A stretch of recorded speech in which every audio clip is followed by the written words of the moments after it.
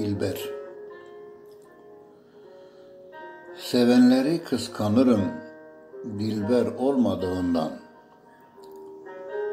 Hazin hazin dağlarım ondan ayrıldığımdan.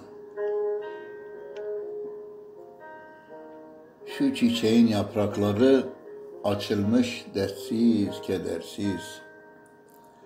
Sen ey gönlümün dilberi, dünya bana zindan sensiz. Unutmak mı neyi kimi, öyle şey mi olur canım? Şu iki kapılı handa sende hayat var sultan.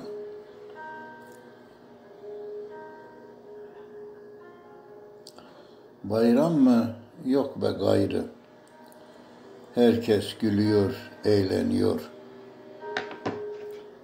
Mahzun kaldım yardan ayrı, gözümden hasret tutuyor. Neme lazım bayram gelmiş, yanımda dilber olmazsa, sinemde bir yangın sanki. Sönmez dilber söndürmezse, durmaz dilber söndürmezse.